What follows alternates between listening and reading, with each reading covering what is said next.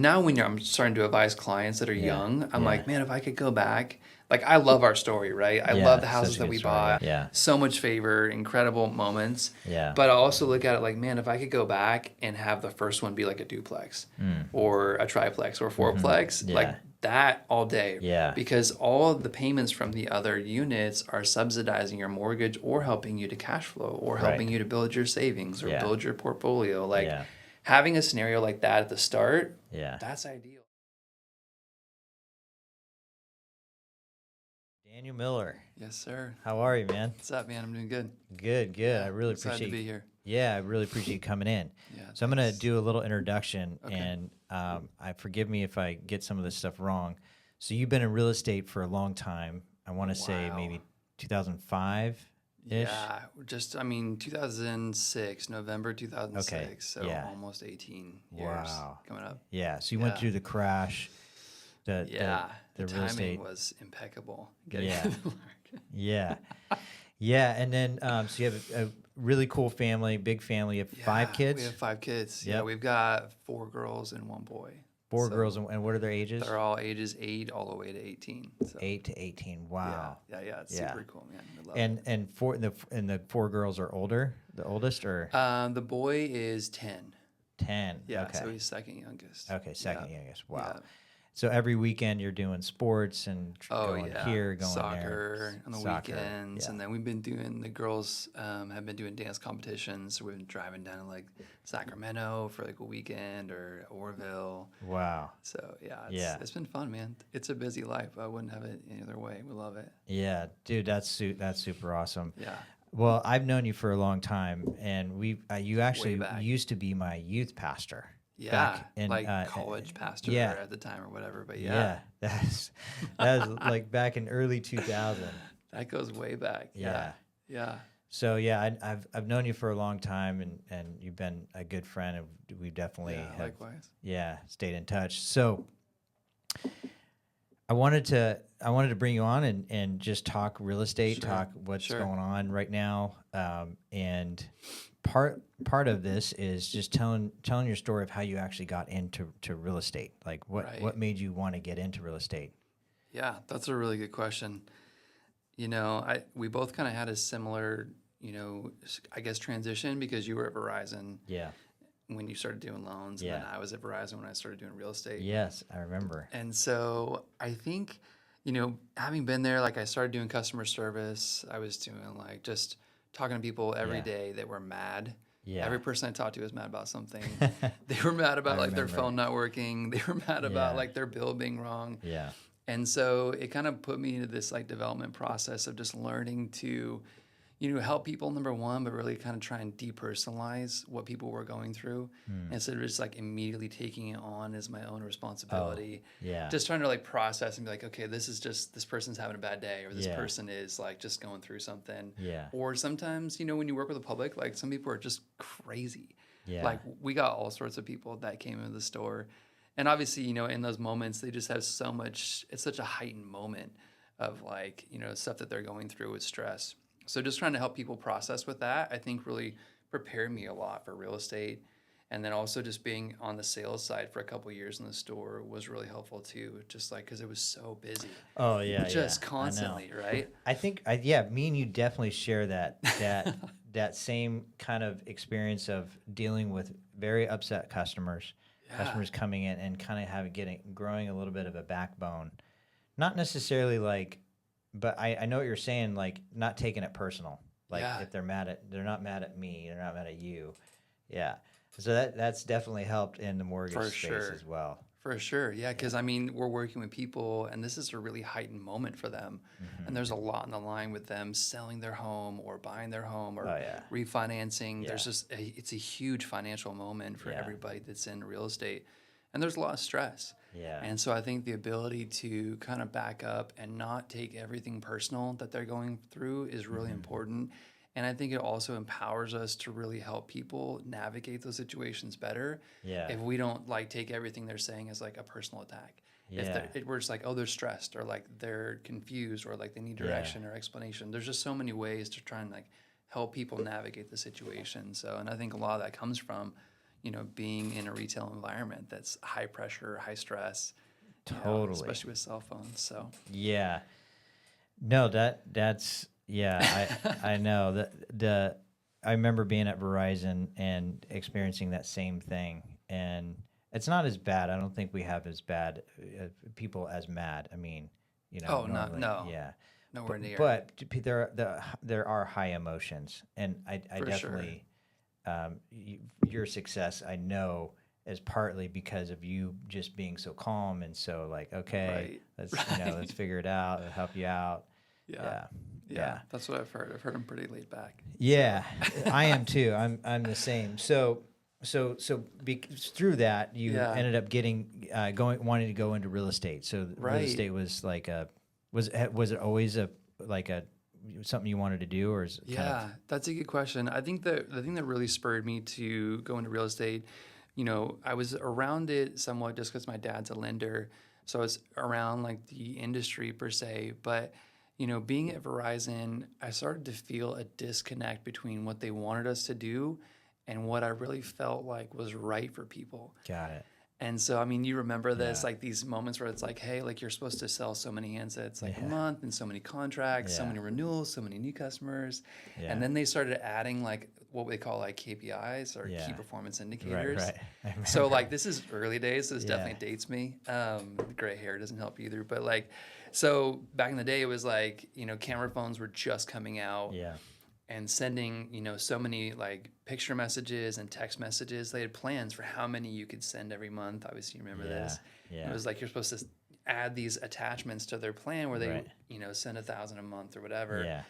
And you had to sell so many accessories per every handset that Yeah. was leaving the store. Yeah. And they wanted like 3 accessories for every handset. It just Yeah. got like so nuts, Yeah. dude. Yeah. And I just started to feel like, I mean, obviously some people needed that, right? Mm-hmm. And so helping people understand the value and what they were getting Yeah. in text plans or like accessories was really important. But at the same time, we would also help people who were older. Mm-hmm. You would have like 80-year-old grandmas walk in and they could barely like make a call. Like honestly, like they were struggling to power it on Yeah. and like make a call, and they were going to keep in their glove box in case their car broke down. Yeah. And then managers would like sit you down and kind of like write you up for not hitting targets because you weren't selling enough text Yeah. plans or whatever. And I was Yeah. like, guys, this doesn't make sense. I was Yeah. like, we're doing something for people that isn't in their best interest. And we would just go around and around. Yeah. And I was doing like remember, amazing volume as far as like how many people I was helping, but I Yeah. wasn't hitting these things that they wanted, these targets. Mm-hmm. And it was just a disconnect that I felt between like corporate culture and just like doing what's in people's best interests. Yeah. And I really just hit a boiling point where I was like, I don't want anybody else to like be telling me what is good Yeah. for what like they want me to do that isn't in people's best interest. Yeah. So I think that's what kind of started my Okay. process of like, okay, Yeah. what else can I do? Yeah. Yeah. Wow. So Yeah. So 2006 and going through 2007, 2008, 2009. That's so that was crazy. yeah.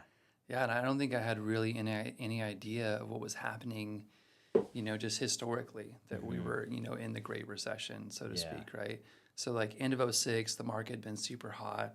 I was really motivated to get out there, got my license and took my test. I think it was like a month and a half between when I started and I took the test, passed the test, and was like, Yeah. gave my 2 weeks. It was like super quick. Wow. So you put your 2 weeks in right after you got your Right when I test? got my license. Wow. Yeah, which That was like wasn't a a great big decision. No, it wasn't a was great like- decision. I was just like so done. Yeah. How many kids did you have then? We just had one. Okay. We just had one at the time. And I think that was another factor that was really pushing me because, realizing that I didn't want someone else to tell me when I could be home, Yeah. like to be with my kids. And as we were like building a family, because, like you go into those seasons in retail hours, Yeah. it's like they have blackout seasons where you can't ask for time off, like basically November through January.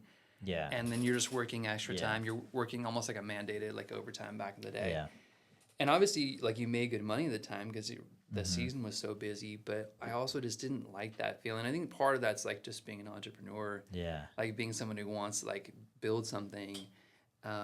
You just like trying to work for like an hourly wage is really hard. Yeah. You know, Yeah. especially when someone's like, "Hey, be here at this time," and they're setting your schedule. Like, just kidding. Yeah. I didn't want to do that the rest of my life. Yeah. And so I think that was the other factor, is like having a kid. I wanted to be able to be like, I want to be home on the weekends. I want to be able to go to their Totally. events. I want to go to their soccer games. I want to go to Yeah. their dance comps. Like all that, the thing that the life that I'm living now Yeah. was, you know, kind of motivated by that moment back then.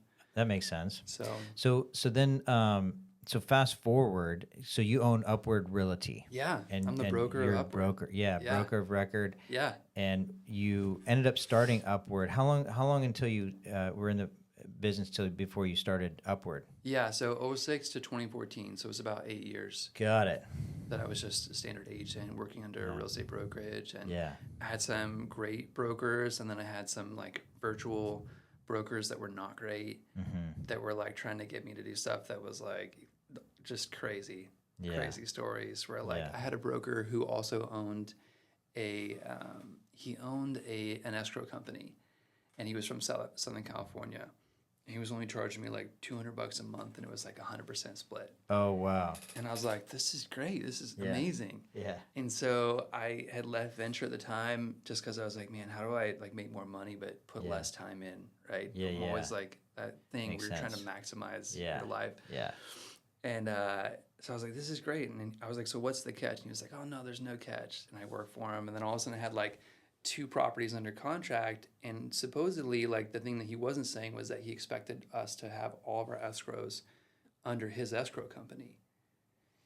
Oh. And so that was kind of the catch, that he like didn't explain and, you know, said nothing about it to start. Yeah. And he was like, he called me up. He was like, hey, he's like, why aren't these escrows like with my escrow company? And I was like, what do you mean? I was like, these are the escrow companies, or title companies that they chose. I was like, it was just between buyers and sellers to choose. I was like, we can make recommendations. Yeah, exactly. I was like, but they wanted to go with this one because they're local. And he was like, listen, he was like, I'm not asking you. He's like, I'm telling you. And I was like, wow. what? Wow. And so he was like, they need to be there. He's like, or I'm not paying you. And I was like, I wasn't like crushing it at the time. Yeah. It's a big and deal. like, yeah, having like 2 deals like that someone else is kind of like holding over you. Yeah. Where they're like, hey, you get your clients to move escrow companies, or I'm not going to pay you on 2 transactions, was like a massive threat. And I made calls to other brokers I knew in town. I was like, dude, what is going on? Like, what am I going to do? Wow. And they were like, you just need to do like what's right. And so I just told him, I was like, hey, I'm not going to do it. Yeah. I was like, you can do whatever you want with like my commission. I was like, but I'm not going to make people do this. I was like, it's illegal. And eventually, and as soon as those closed, like he actually paid me out, and I just left, went back to venture for a bit, and then I started Upward. But I just really wanted to build in a real estate company where there was a connection between like, you know, our own effort and the reward. So as far as like, I think just break that down to like commission, right? Where it's like, I really, you know, I always kind of wanted a better split as an agent. And I understand that there's like costs and there's overhead and there's all those things that go into running a brokerage, which I'm a lot more aware of now than I used to be. Yeah. Like E&O and like workers' comp. There's always like very unfun things that you pay for. Yeah.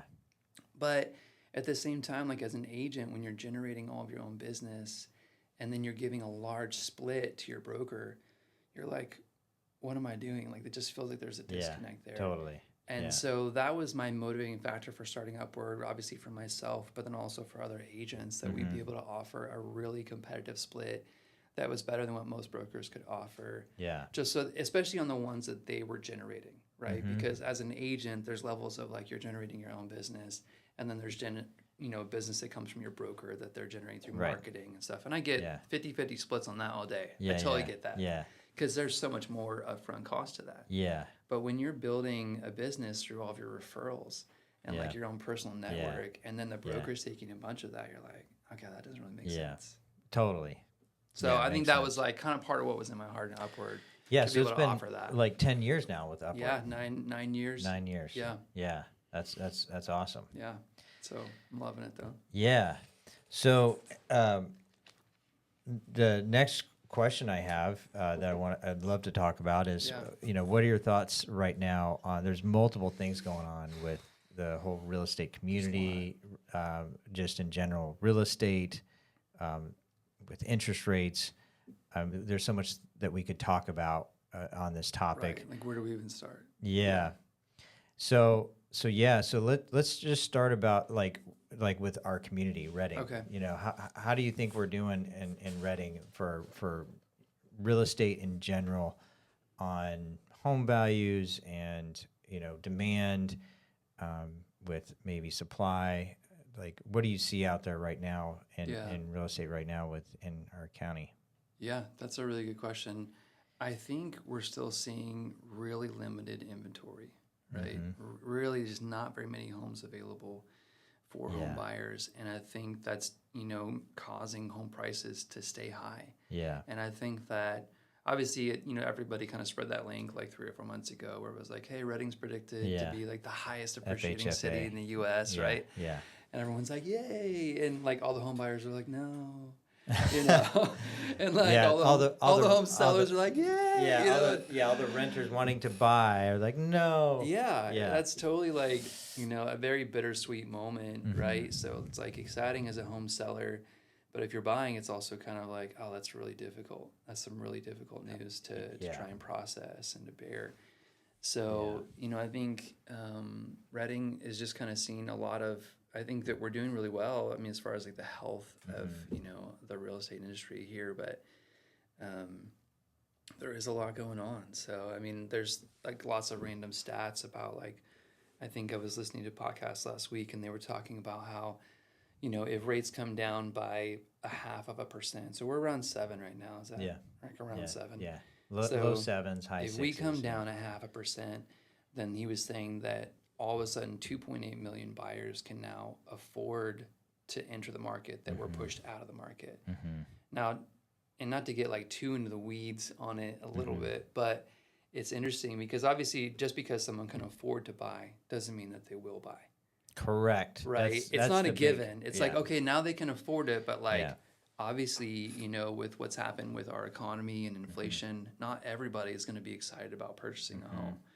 So you got to figure, like, this is kind of how I'm looking at the math. Like, you figure if there's 2.8 million people that can now nationally, you know, afford to enter the market, how many of those people will actually enter? And one of the things that I thought was interesting through some other like data I've researched or heard, I'm just always listening to real estate podcasts, so I feel like I can nerd out on it, just probably too deep. But they said that basically, you know, it's 60% more affordable for someone to rent a house than it is to like buy a house, or for 60% of people. In general? Just as a general statement. In the U.S.? Okay. Yeah. Yeah. So I'm like, then we kind of have to look at that and be like, okay, like out of the 60%, you know, and use that as a way to really kind of break down, okay, like, you know, I think that would leave like 40% of the people. Well, anyways, however we look at the math, I think it's important to look at some of those numbers to really get down to like, there's probably, you know, 1 million to, you know, 1.5 million people that would enter the market at that rate. If rates does that make sense? Yeah. So it's like it's more affordable, and then there's a percentage of those people again where it's actually like they would really want to make that decision. Yeah, and over, you know, let's say it takes a year for rates to get down 0.5%.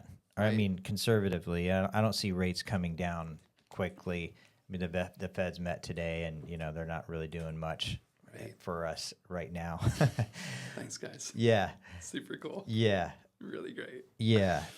But let's say it took a year. My point to that is, but wages continue to go up, though. Yeah. Because of inflation. So that actually bridges the gap a little even more, too. So, like, you know, wages are going up, rates fall, and then actually, you know, it actually bridges more of that gap between that 60% that you're saying of affordability, you know, versus rent, versus, you know, what did you say, 60? Yeah, it's 60% like more affordable to like, rent than it is versus to own a house. And I don't know what that metric is basically. It's probably just payment just wise. Based on payments. Just monthly payments. Yeah, just payments. But what's interesting in Shasta County, there's actually math that you can come out with and find out how many of our population actually qualifies to makes enough income to actually buy a home. Like the average house, right? Yeah. So that calculation is you take the total number of population, and they know over history, over time, what our percentage of homeowners are. Okay. out of the whole population. Oh, okay. Right? So it's not about affordability. It's just like this is out of the whole population. Yep. How many people own a house? How many people own a house? So Okay. yeah, and it's like 50 to 55-ish% Okay. of the population own a home. And then they also can track household formations. How many new household formations, Got it. right? People And moving out. Yeah. And based on that percentage of ownership, how many Okay. people own a home, Okay. the new a new household formation is what that is let's say my daughter turns 18 and she moves out of the house. That's a new household formation. Okay. Maybe she gets married. Whether she's renting or owning, It doesn't just matter. formation. It's all going Okay. into that statistic, right? So that statistic is 56, let's say, percent are homeowners, and that's been the same for so Wow. many years. Okay. So if we know how many household formations there are, we Right. take the 56% of the household formations and say, Oh, here's how okay. many people will be buying each year. Got it. So with those, So and- 50% of the household formations, that's the number that we're taking, Yeah. right? Mhm. So Or it's that like- are going to be homeowners. yeah, it's like 16,000, and I can Yeah. share that on the video. It's like That's 16,000 families make enough income to qualify, and it's also based on the average income in our county for the average What is population. that? What is the average income? It's like 72-ish. Okay. Yeah, is the average. And then, which by the way, Shasta County is the most affordable place to live in all of California. Shasta County, based on our average sales price Right. and our average income. Right. As opposed to something like San Diego, which San is Diego like the or- most expensive in the U.S. Right. Yeah. San Francisco. Right. Right. Yeah. So like those areas, obviously the affordability is way. I mean, I would hate to be, Oh my gosh. you know, It's insane. yeah. I mean, a renter down there. I mean, those poor people, like they're out of the market. You know, Yeah. at least up here, I think that there's still opportunity Yeah. to get in. Yeah, renting down there is like, I mean, obviously it's hard because it's all like relative, right? So it's like everybody here has really felt, rents going up. Yeah. So they feel it kind of relative to what they used to be, Yeah. right? But then you look at it comparatively speaking to other cities like San Diego, Yeah. where it's like, I know people down there where they're paying, $5,000 And to rent rent. a 3-bedroom, 2-bathroom The housing in it's general. a townhouse. Like, Yeah. and obviously it's close to the beach or something, but it's like, that's huge. Yeah. Yeah. The housing in general is just more expensive. Right. Yeah. Right. Yeah. When I forgot I was going to say something about that. Yeah, renter. It's a really difficult decision for renters right now because they're having to go from, let's say, in our county, 1,500 to Yeah. like if you want to buy a home for $300,000. 2,500. $2,500. Right? Exactly Oh right. my gosh. Yep. Yeah. 1,500 to 2,500. So like it's a hard, and that's your 60%. And you got to pay That, for everything that breaks, and you got to pay for. Yeah. I mean, and that's the crazy thing, and I don't think that the fact that there's such a vast gap between renting versus owning as far as affordability goes. Yeah. I don't think there needs to be any sort of shame, if you're renting for the season that you're in. Oh, absolutely not. Just rent. Yeah. That enables you to save money. It puts you in a better financial position long term. I feel like sometimes people in our industry can be such high pressure because they really want to close a sale. And I'm like, Yeah. what are we doing? Let's look at people what is actually in their best interest long term. Right. And let's guide them in that direction. Yeah. And if it's not affordable right now, then that is totally fine. Yeah. Yeah. I mean, I think about part of what got me into real estate when I was at Verizon and, migrating out was like we had purchased a home, renovated it. I mean, when we got started, we did the DAP program. You did the DAP? We did the DAP. For our Really? very first house, it was Wow. like 2001. It was December Yeah. 2001 when we closed. Yeah. And, we got that it was a $35,000 DAP loan Yeah. on a $111,000 purchase. Wow. Our loan amount, I know this is I feel like this makes me almost like a boomer where it's like I bought a house for $5K and some blueberries or something, right? Where it's like, but Yeah. so the loan amount was like $76,000, and we didn't have to pay back that 35 unless we refied or sold. Mm-hmm. And you know how it works. Yeah. But I mean, just looking at it now, I'm like, oh my gosh, I can't believe we even got that, because I know how hard. Even when I don't even, is it still around? It's still around. Yeah, I was going to say, for anyone that's listening, they might be interested. So if you want to share what it actually is, go for it. Right. So City of Reading, like basically you have to qualify based on your income. You have to have lower income than the average, which we did, because at the time I was like working full-time ministry and like making like barely anything. Yeah. And so, totally qualified for that. And then we had to go through like some educational programs where they talk to you about like amortization on your loans and like how much, like, if you buy a house for 135, you've paid 300,000 for it by the time 30 years lapses. Just stuff like that, like education pieces. But that was really it. It was like, and your house had to meet certain standards. And I think it's still similar now. It's just hard to get, when you're in what I would consider now to be a seller's market where we have limited inventory, it's hard to get sellers to cooperate, number one, with the condition that the DAP program requires, because they want it to be in near perfect condition so that you don't get in over your head, which it can happen really fast. Right. Yeah. And, so it's condition, and then they just basically pay that back when you refinance or sell the house. And what we didn't really know was happening is we bought it like a really great time, 2001, right before the first boom. And then we remodeled it, did some nice work to it, did pretty much everything ourselves except for carpet. It worked super hard. And then like a couple years later, we sold it for like 170.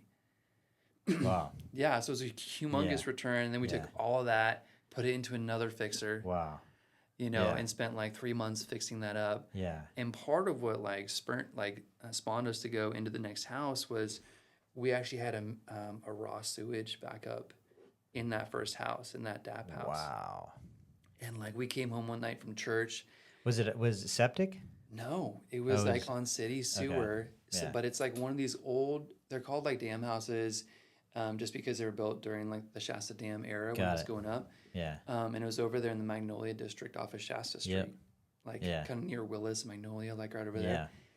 And the thing is that they have what they're called, it's like a shared line. So the city doesn't maintain that sewer line until it gets out to like Magnolia. Yeah. So it goes out from our house to the shared line, and then it goes out to the city. And this, we come home from church and we like open the car door.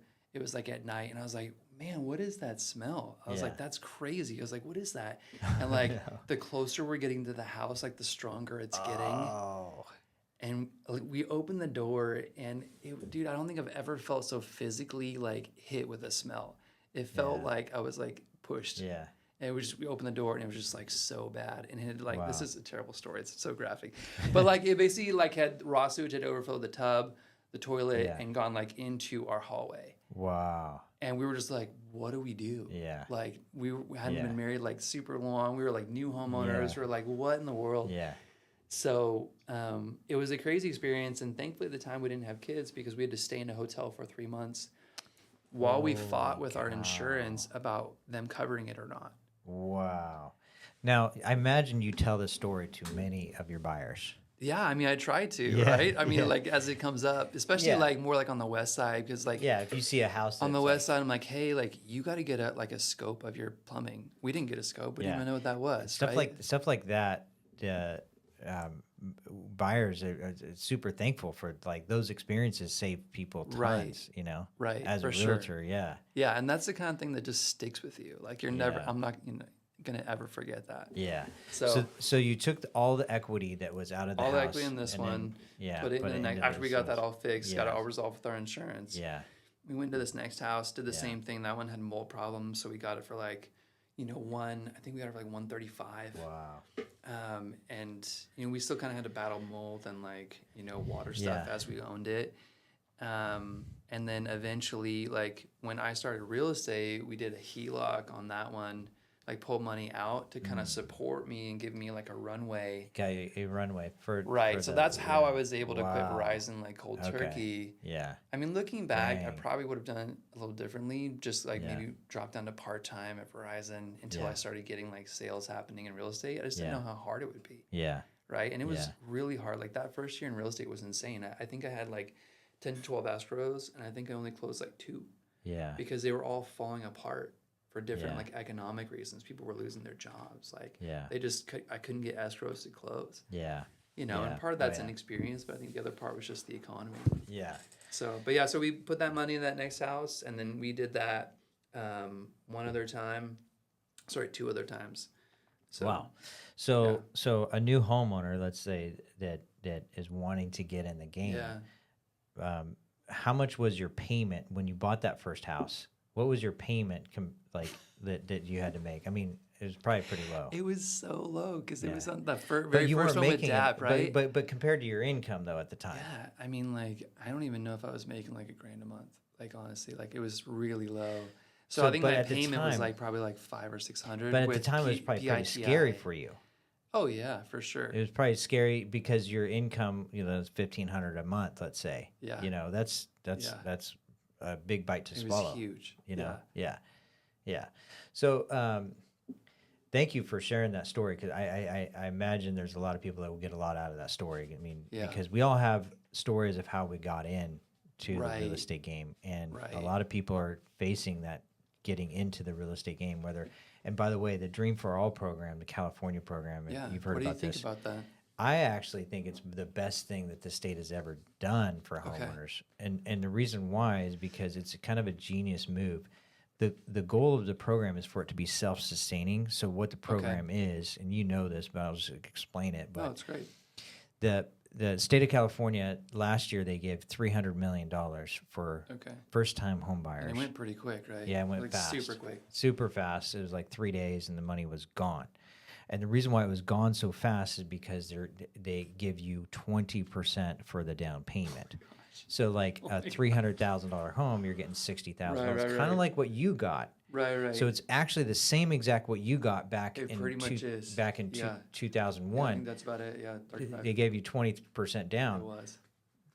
The difference here is that the income limit, so like that program that you got is still around, but you can't make more than like 40,000 for a family size of 3, like 40-something thousand. This one from the state, you can make up to 177. This is why it's such a big deal. You make up to 177,000 and you get the 20% down. What do you think about For- that? Because doesn't that mean that a bunch of people who technically would be able to qualify on their own would be stepping into the program and taking it Correct. from people who Who technically still really needs can't qualify for can't it, qualify. right? Yeah, Like, it's a hard move because who says that you can or can't qualify for, like someone that wants to keep their payment at, let's say 30%, but someone else is willing to go up to 40%, and the one that can go up to 40% is yeah. technically needs it more than the person I that just got wonder 30%. like how they came up with those numbers or how they decided that these people at this income level. Yeah. So what they did, because it went so fast last year, it was gone in like 3 days, and all you had to do to Right. qualify is just qualify for the mortgage, and 660 credit score and 20 and qualify income wise. You had to make enough income. But now they learned from last year, and they said, okay, we're going to make it harder to qualify, and so the money doesn't go so quickly. Okay. So make it harder to qualify, and so that is the first-time home buyer. You have to be a first-time home buyer, and you have to be a first-generation homeowner. Oh wow. And so first-generation homeowner means that both your parents cannot own currently a home. Now, your parents could own in the past, but they cannot own currently. Now, if your parents are no longer here, when they passed, did they own a home when they passed? So they even so the state. Really? So like you can't have like inherited a home? Correct. Otherwise you're disqualified. Mm-hmm. So the state actually hired attorneys and background people to Like research? double check the people that and How and long the- is it taking right now for someone to go through that process? So Well, to me, it's just a couple questions. So, like, oh, you mean for them? yeah, Like, yeah. So well, like for them to qualify for the program. yeah. So here's the process: is once they get pre-approved, it's going to open up, I believe, on the 3rd of April. So you still have time if to It's gonna be look. floodgates, man. Yeah. Yeah. So on the 3rd of April, it's a lottery. So it's not first come, first serve. Last year it was first come, first serve. So now it's a lottery. So what you have to do is you have to get pre-approved through CalHFA lender. Okay. And once you get pre-approved through the CalHFA lender, you can go on the website to find out, or you can call me and I'll help you. But Yeah. once you get pre-approved, then I give them a form from CalHFA, and then they take that form and they give it to CalHFA. Okay. So the borrower has to give the form to CalHFA, not the lender. Got it. The borrower gives it to them. It goes into a hat, and they do a drawing. It's a lottery. And so this year, instead of $300 million, it was only $220 million. This is the beauty of the program. This is what I wanted to get at of why I think it's so great, because over time it's going to be self-sufficient, just like the city of Reading is self-sufficient. Because what happens is they know over time, like you sold your house, and when you sold your house, you had to pay them back, pay it back plus interest, Correct. Right? And so they made money on the program. That money they then put into someone else that needed the money. Right. So the same thing is going to be for California. It just takes a few years for it to get it going, that they have to self-fund it. And then eventually it's going to be self-funded, and it's going to grow. And the reason why it's going to grow is because this program, the first-time buyer that gets this program, they have to share the equity that they gained after they sell. They don't make any payments, and there is no interest that they pay. However, they share the equity gain. Now, so it's not just so they don't have interest, they but do not have interest. They do not have interest that gains. No, they just share the equity. Now, if they never sell, they never sell. They don't have to ever pay it back. Yeah. Does it always have to be owner occupied, or do you have to occupy it for a certain amount of time? You can't move away and rent it. No, you have to. If you move away and they find out, they'll ask for you to sell it, just kindly liquidate sell it and pay them back. Like force the sale, basically. Yeah.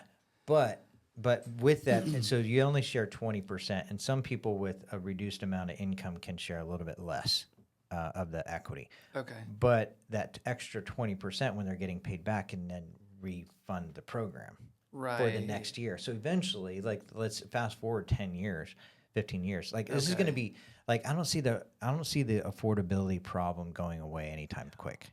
No. I see it getting worse. I mean, what do you think? Yeah. Unfortunately, I see it getting worse. I hate saying it, but I feel like it's not going to get any better. And it's super sad. The appreciation of real estate goes up so quickly, but like the increase in incomes doesn't catch up with how quickly real estate's appreciating. Right. And so even though the market's slowing on appreciation, it's still not slowing enough to make up for what people need in income to get to close the gap. You look at areas like San Francisco and LA. I mean, the affordability gap is big, compared to the population, and so California, I think, knows this, and so I think this is why they started going down this path. It's a great program. If you can qualify, it's like, why not? Yeah. I think what's unfortunate is it's so fun to watch shows on like HGTV and like all these like flipping shows and all these kind of things that are happening is very entertaining, but it kind of like leaves this perception that somehow like it's really easy to make quick money. Yeah. Right. And really the best thing in real estate is when you can buy it and hold it for a long period of time. Yeah. Right. Yeah. And so just being able to start at any point, not almost at any cost. Obviously, you don't want to be house poor. You don't want to over leverage yourself. But I think that as soon as you can start is when you want to start. Yeah. Because that's how wealth gets created. Right. Yeah. So true. So, and I think that we got really fortunate.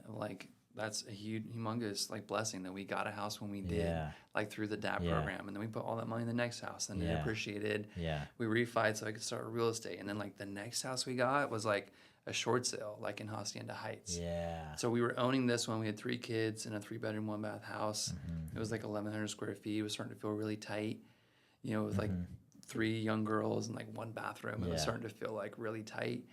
And our agent of mine that was a friend of mine, she called me and she was like, hey, I have this listing in Hacienda Heights coming up, and it's a pre-approved short sale.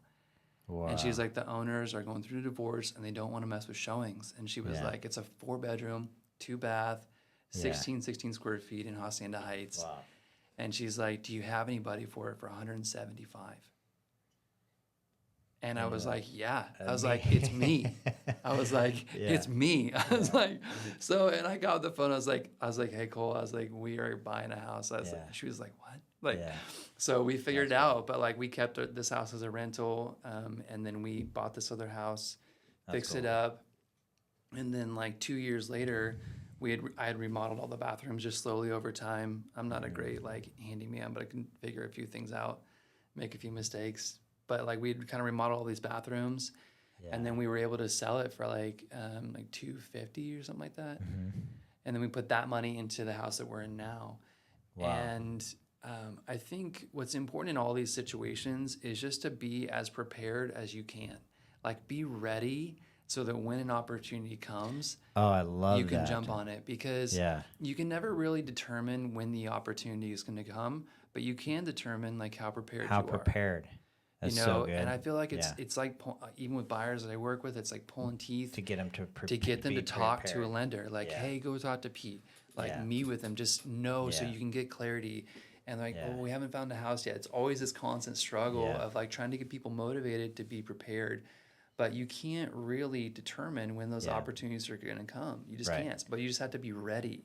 Totally. You know? I totally agree. And yeah. so like we did that on that house, and then the house that we're in now is like just such a God story for us, because we saw this house come back on the market. Scott Pewitt, who's a friend of mine, was like, hey, it was his listing. He was like, oh, come look at this house with me, and I just wanted to preview it. And we were living in this house for like $250,000. This is 2014. This house was on the market, and it was a 3-bedroom, 2-bath, like 2,700 square feet. Wow. And it had a detached shop that already had a full bathroom and an office in that shop. Wow. And I went there with Scott kind of just for fun, just to look Yeah. at it. It's on 2.5 acres. It's in Northeast Reading. And we go and look at it, and I'm like, we're going to buy this house. And I told Nicole, I was like, hey, we're gonna buy this. She was like, what are you talking about? And it was just like the wrong season to be looking at like an upgrade house for us.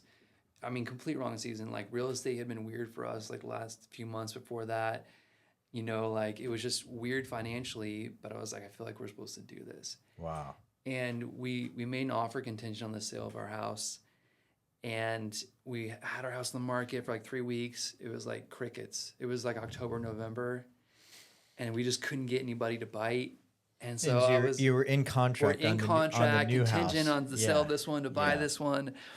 And so we go back to the seller, and I was like, hey, listen, I was like, we love your house. I feel like it's going to be our next house. And part of what made this house work in my mind, and even just talking to my wife, was like, hey, listen, like that shop, we're going to make that a guest house, and then we're going to rent that out.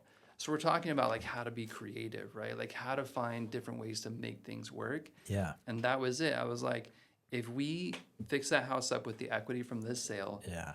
we make that a rental, now all of a sudden our payment's the same.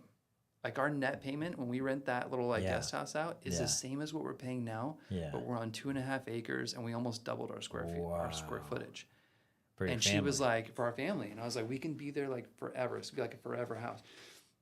And she was like, I don't know. She's like, but if you feel like we're supposed to do it, she's like, Wow. let's do it. Yeah. And she's like, if we're homeless, this is on you. She's like, which I was like, okay. So, I mean, I was just like praying about it. Like the house was empty. I would just like go over there and just be like, God, like, please, if there's a way, like make this work. Yeah. And so like our house wasn't selling, the one that we needed to sell. Yeah. We went to the seller and said, hey, listen, I'm sorry. It's just not working out. We haven't been able to get a buyer. And she said, well, how about I just buy your house? No. She what? Said, I did not know that. She said, how about I just buy your house for cash? And because she needed to move to go be with family. She said, I'll just buy your house for cash. And she's like, if I need to, like, I'll do some small renovations and I'll resell it in the spring. Or I'll just turn it into a rental.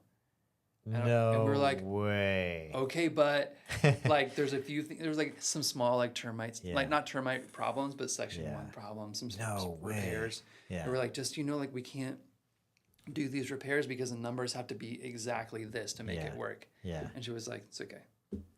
And we were just like, oh, big time. We were like, it was such for our family, it was such a God moment. Yeah. Like of his favor, blessing, like all that kind of stuff. It was just crazy. And you probably reference that story. You probably go back to that story at other points in your life, like when you have other struggles or other things. You're like, no, God, you did this here. Totally. Yeah. Yeah, those are these moments that like, you look back at your life, you're like, oh yeah, God was like with us in that moment. And, I can say that for me, I can like remind clients of like, hey, like, when we're in scary situations, like, hey, like if this is the Lord, like things will work out. Like if it's supposed to happen, it's going to happen. Yeah. And if not, he has something better for you. Like we just have to stay in that place. Yeah. And having stories like that where I feel like God came through for us are critical. And I think as far as like, involving spirituality, like in real estate, it can get kind of sticky. Honestly, it can get really weird really fast.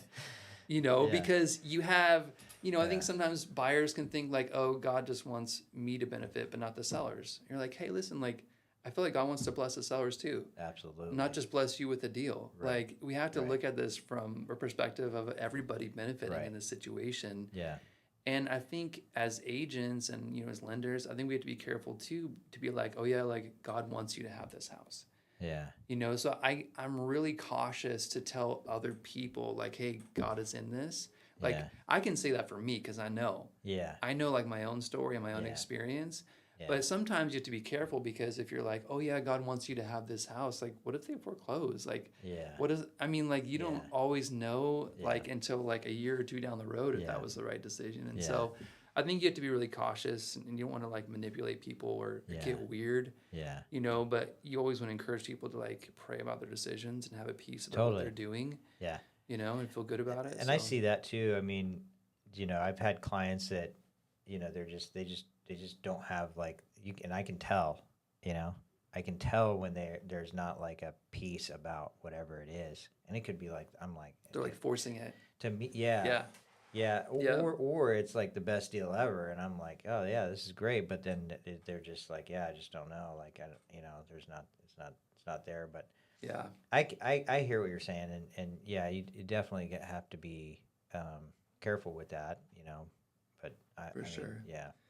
Yeah, and I think even too, like when we're navigating moments of like, maybe this, like I have a background in like, pastoral leadership degree, all this kind of like ministry experience. And maybe that's where some of this like comes in for me as far as my own personal faith. Yeah. But, even in navigating like multiple offer scenarios, I think it's so easy to get caught up in just trying to win.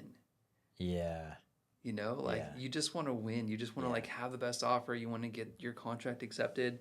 And I think that that's important. And like, I'm going to support buyers as far as they want to go. Yeah.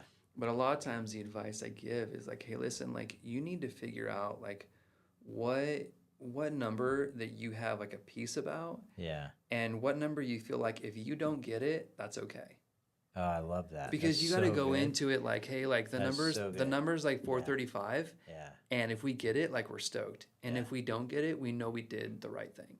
Right. Even if the outcome isn't desired. And then when you're talking to your client and you're like, hey, but I need you to find that number for you.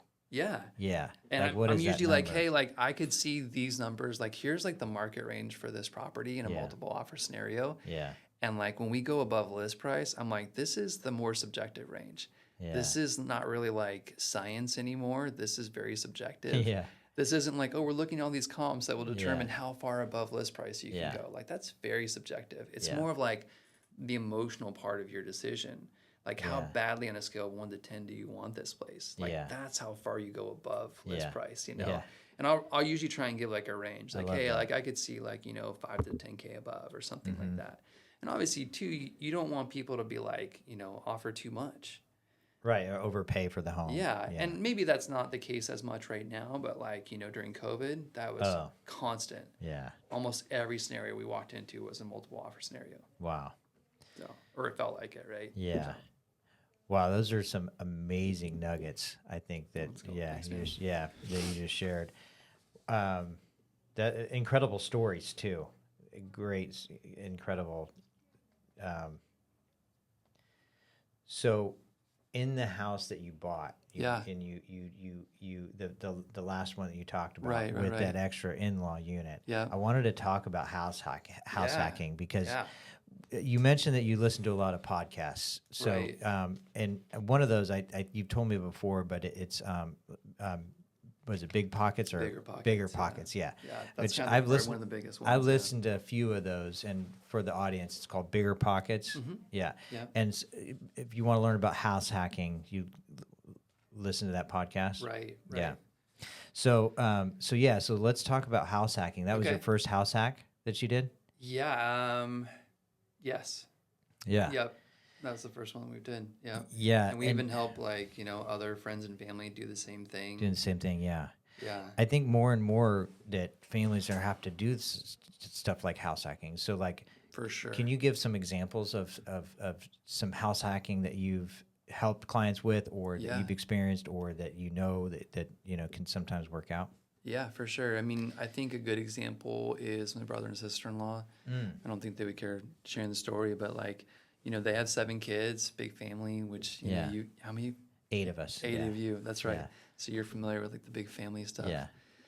So they were kind of displaced from their house because during the car fire, they were renting a house, and then their owner needed to sell their house because of some stuff that had happened to him through the car fire. Like his business was deeply affected. So he actually had to sell the house that they were renting. Yeah. So they were displaced. They had to move out, and they were living with my mother-in-law and just trying to like figure out, how to buy a house in this, in that moment. With 7 kids. 7 kids, living with mother-in-law.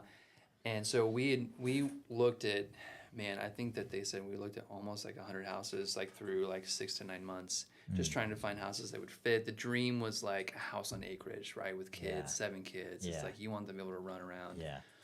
And so we ended up finding something off 299 out there past Shasta College, and it was just this house with a pool on acreage, and it had this kind of like neglected in-law unit. And so that was kind of like the sign, that was it. It was like, that's how we can make this work, because we had done it ourselves and they knew about it. That was kind of what we were looking for, was something with the guest house. Yeah. Because once you get up into looking at, the range of houses on acreage, your price skyrockets. Oh, big time. Yeah. And you're just paying for land. Like the houses are actually usually a lot worse. Yeah. Like, we go out into areas like, Palo Cedro and all these other places, and like you're paying for the area. Right. You're paying to have like an acre to 5 acres, Right. maybe 10 There's if a you're premium. lucky. Yeah, it's a huge premium, right? Yeah. And then also means that you're going to have to do a lot of work to the house. So this thing was in major disrepair, super neglected. And they took this thing on, Wow. and really made it affordable because of being able And to the have. home was, and the home, so it had it had like this in-law unit that they were able to remodel, and then they got the rent for that in-law unit to help cover the payment difference. Correct. So that they could afford the home. Yep. It's amazing. And that's like the essence of house hacking. I mean, I think that's the ideal scenario. I have some other clients that I help buy in the garden track. And they were actually tenants at our house that were living in our studio, and they wanted to buy. I was able to help them with their purchase. And basically, we found a house, because I was like, guys, wait, now when I'm starting to advise clients that are young, I'm like, man, if I could go back.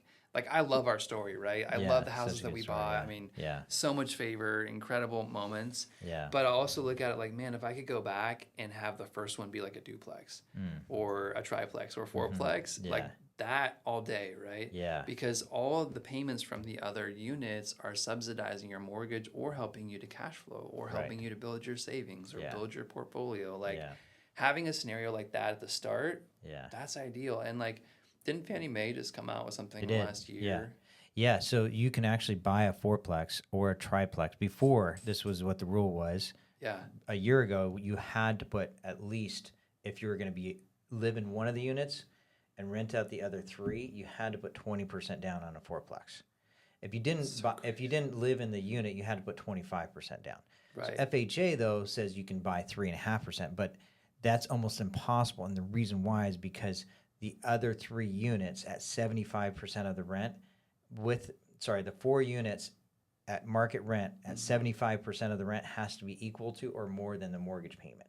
And how can you do that when you're putting 3.5% down? Correct. Right? No, it's it's very unattainable. hard. It's just, It's very hard to do. So a lot of people couldn't do the FHA product.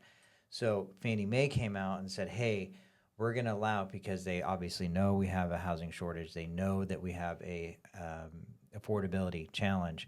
And so they said, hey, you can buy a fourplex and only have to put 5% down and not have to have it qualify for the income, not have to have the income to qualify like FHA. So you literally put 5% down on a fourplex. So I actually did the math on one of them in Reading that I saw for sale. It was a $600,000 fourplex. Each unit was 2-bedroom, 1-bath units. Wow. And you could rent, I looked it up, you could rent each unit for like $1,300 or $1,400 a month for a 2-bedroom unit. So like 3 units. It's like $4,000 or whatever it is. Yeah. So if you live in one, the payment was $4,300 with 5% down. Oh my gosh. $4,300.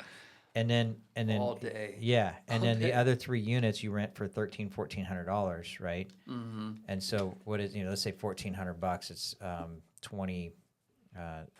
2,800 plus another 14, 38, 40 or 42. yeah, something like that. Anyways, came out to be where the one unit was actually less than, it was like $1,100 that you would pay for your house, for your housing.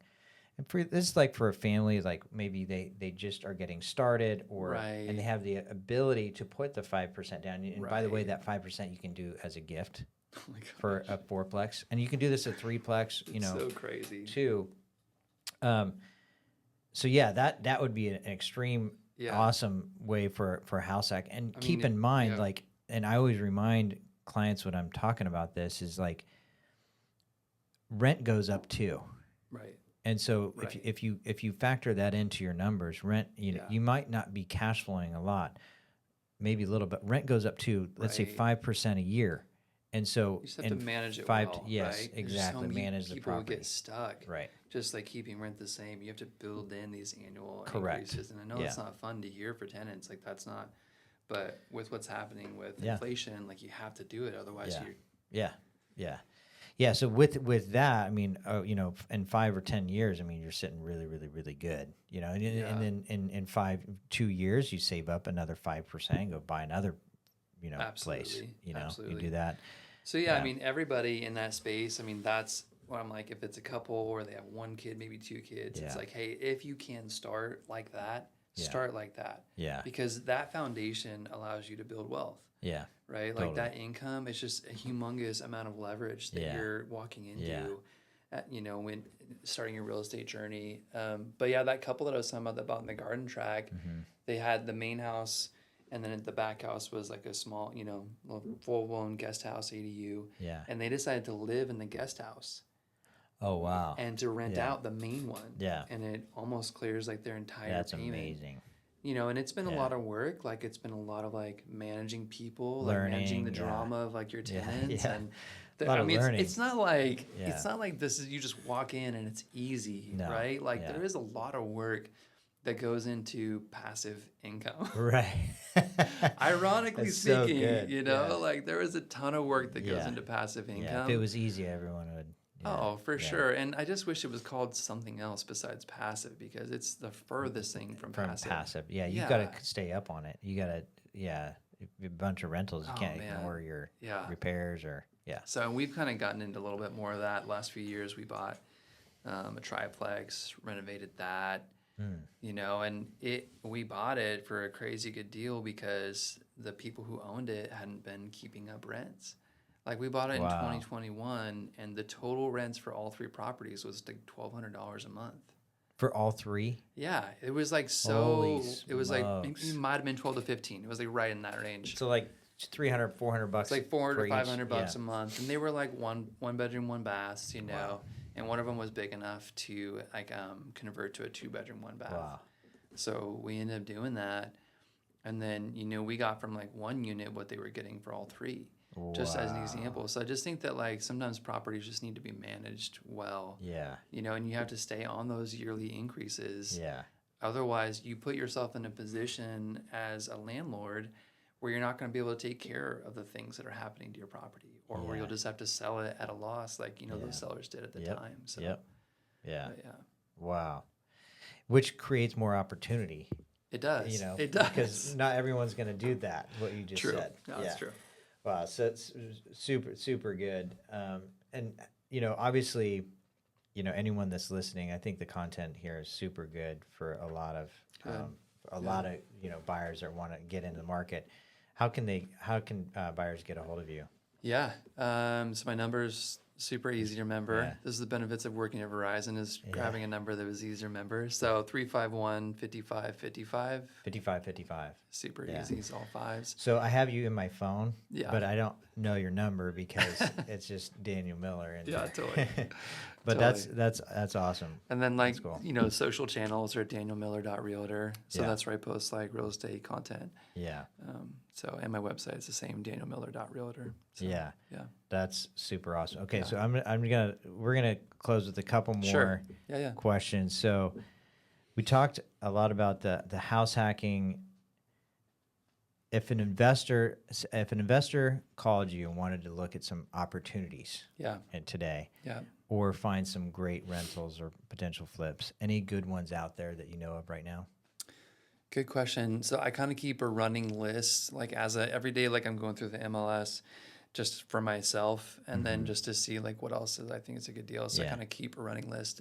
I think I'm trying to think if there's anyone I can think of off the top of my head. I'd have to look at the list. Yeah. You know, so I don't remember Yeah. exactly, but you know, we did that with some clients that you helped recently. We closed on one on Park Marina. Yeah. That was So a good little. that was a Yeah. great one. So that was Yeah. like around 360, 370. That was like a house hack. It's exactly a house Yeah. hack. And basically what it Yeah. had was like an attached ADU in a sense. Mm-hmm. So it was basically like a master suite, but it had its own entrance. Yeah.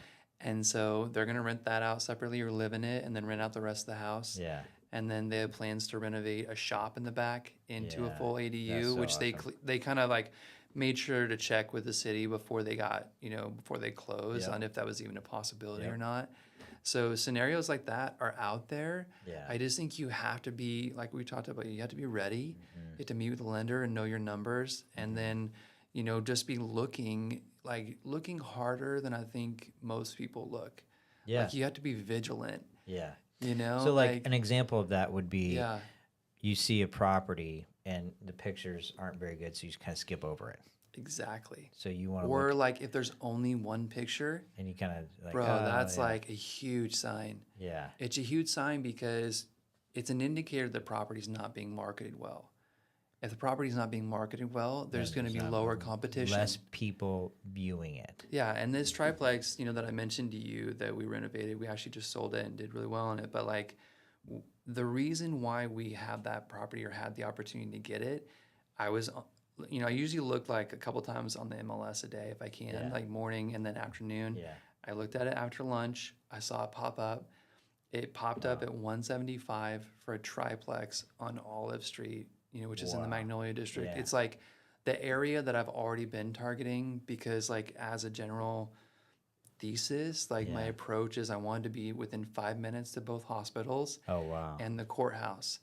And because I feel like it's high demand, there was great rentals for nurses, for people who are Yeah. working at the courthouse. Yeah. It's just, I just love the area. Yeah. We've loved our West Side houses. We That's just cool. have a lot of there's a lot of charm, a lot of character Yeah. over there. That area is amazing. I love that area. So too. I think the Yeah. other part to kind of pull that out is like you want not only be prepared, but you want to like be vigilant, and you Yeah. want to have an area almost like pre-picked out if you can, like a targeted area that you can be want to vigilant buy, on. so that when that thing pops up, Yeah. like, hey, this is art. I don't have to Wow. like wonder if this is in my buy box or not. Like I already Yeah. have a preset like kind of buy box, kind of so Yeah. to speak. Yeah.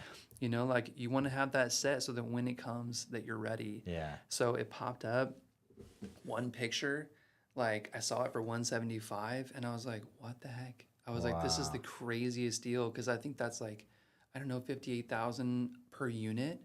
Oh, That's- it's way under. I mean, people are buying it like 150 a unit or right? something. Yeah. I mean, we're almost close to like 2 a unit now. Yeah. Like 150 to 2 a Yeah. unit. Yeah. So, and I was Wow. like, what the heck? And there was one picture and it said that there's no like showings, but like they're doing showings subject to offering. So offers are subject to inspection, Oh, I which see. is common, obviously, Yeah. with like investment properties. They don't want to spook their tenants. All of the units were all occupied. Wow. And I was like, okay, I guess we're offering on this. Yeah. And I already had a pre-qual. Wow. I already had it ready to Yeah. go because I had been looking for like 6 Yeah, to you were 9 prepared. months. You were prepared. I've been looking, Ready, yeah. exactly. I've been Yeah. looking for 6 to 9 months. I had my pre-qual ready to go. Yeah. I saw that. I wrote an offer and I was Boom. like, Cole, I was like, we're buying this thing. I was Yeah. like, and she was like, That's oh my gosh. awesome. So Yeah. that's not always great. I can do better at that with Yeah. getting my wife more involved. But, Well, she I'm trusts just you. working on that. She She trusts you, does. yeah. She does. And she's been amazing, Yeah. at like being supportive and like her perspective, like, working with your spouse, working with your partner is so important because like she has a perspective that I need. Like I desperately need someone in my life like her because of like so many reasons. Obviously I love her as my wife, but like just even just this example of real estate, like I tend to be like very entrepreneurial, very Yeah. risk oriented. Yeah. If I didn't have her in my life, I'd probably be like bankrupt. I'd probably have lost all my money, you know, because I tend to like pull the trigger first and then like ask questions later on some of this stuff. Yeah. And she really helps me to like think through the details of something. Yeah. Like she has like a more like a longer term perspective Yeah. that I really need. And I think that having someone in your life is important. That is like that is important when you're in this, good. and valuing their opinion enough Yeah. to listen to it, even Yeah. if it may not be what you want to hear. Yeah. You know, like even just as an example, like with this triplex, obviously she was supportive of us buying it and renovating it, going through all this process. But like initially I was like, well, the numbers are going to be so good to make this a short-term rental, like Airbnb or maybe mid-term rental for nurses. Yeah. Because at the time, like obviously like COVID time, like Yeah. the short-term market for or Yep. what we call midterm market for Yeah. what's it called? Furnish finders. Furnish you know? finders. Yep. Mm-hmm. So the midterm market was so strong, you know, Yeah. it's like you can get like 1,700 for a 1 bedroom Yeah. Furnished. Yeah. furnished. Yeah. Yeah. Wow. And those numbers have come down, Yeah. you know, Still probably post-COVID. pretty They're good, still yeah. good, but they're Yeah. not like as exciting. Yeah. But then I started doing math in my head. I was like, oh my gosh, we have 3 units, just furnished all of these, Wow. and we'll just crush it. And she was Yeah. like, well, I've really got like a vision for having tenants here long term that would really appreciate it and would really enjoy living here. And that was hard. Like I was kind of mad at first, if I'm being honest. I was like, just because I knew that the numbers weren't as good, Yeah. right? But we ended up deciding to sell it a year and a half later, and having long-term tenants in there was way more advantageous for selling it than it was if we had tried to do midterm, because midterm's very unpredictable with like, it's not consistent, right? Yeah. Like they're only there for 30, 60, maybe 90 days, and you Yep. got to go find someone new. Yeah. So selling that to an investor is a lot harder. Then a long-term Right. person. Right. Yeah. So, and we had Yeah, totally long-term makes tenants sense. in there, you know, leases through July, and the investor was super excited about that. Wow. So, I mean, just like that perspective and her perspective has just been so like invaluable. Yeah. That's So, awesome. Anyways. I think that's an amazing way to kind of wrap it up. I mean, Yeah. I really that's awesome. Like that's like a pro tip to For have sure. someone in your life that you trust that Right. can help you. For sure. Yeah. Yeah, absolutely. That's cool. Daniel, thank you so Cool. much, bro. I think Awesome, we dude. hit some really good Yeah. Yeah, yeah. content. I really appreciate you coming in, man. Thanks, man. I really Super great. appreciated being Yeah. here. Yeah. Thank love you. it. All right, Sweet. awesome. Yeah.